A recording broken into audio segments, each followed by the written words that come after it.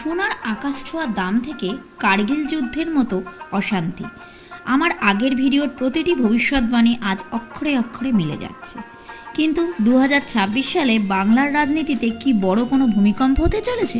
মাননীয় শুভেন্দু অধিকারী কি 2056 সাল পর্যন্ত মসনদে টিকে থাকবেন? আর মমতা বন্দ্যোপাধ্যায়ের ভাগ্যে কি জেলযোগের ইঙ্গিত রয়েছে? সবটাই জানাবো আজকের এই ভিডিওতে। নমস্কার, আপনাদের সকলকে স্বাগতম।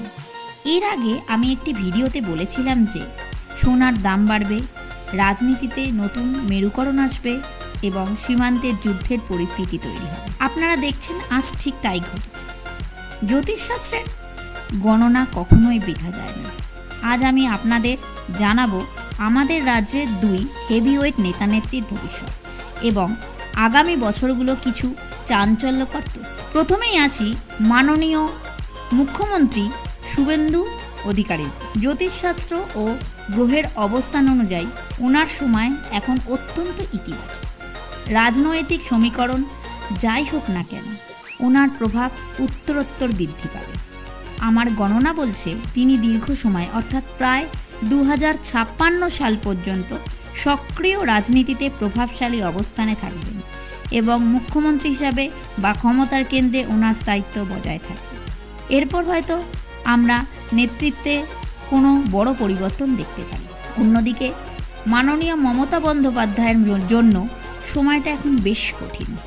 জ্যোতিষশাস্ত্র মতে ওনার গ্রহের অবস্থান বর্তমানে বেশ অশুভ সংকেত দিচ্ছে। ওনার শরীর খারাপ হবার প্রবল সম্ভাবনা রয়েছে, এমনকি বড় কোনো দুর্ঘটনা বা হসপিটালাইজড হওয়ার যোগও দেখা যাচ্ছে। এখানেই শেষ নয়, ওনার কুষ্টিতে জেল পর্যন্ত হওয়ার একটি আশঙ্কা তৈরি হচ্ছে। তাই ওনাকে আগামী দিনগুলো অত্যন্ত সাবধানে থাকতে হবে। আপনারা তো রাজনীতির কথা শুনলেন, কিন্তু যদি আপনারা জানতে চান যে আপনার সাথে 2026 সালে কি হবে, তাহলে আপনার জন্ম তারিখ অনুযায়ী আপনার 2026 সালের প্রেডিকশনের ভিডিও কমেন্ট বক্সে দিয়ে দিলাম, সেখান থেকে দেখে নিতে পারেন।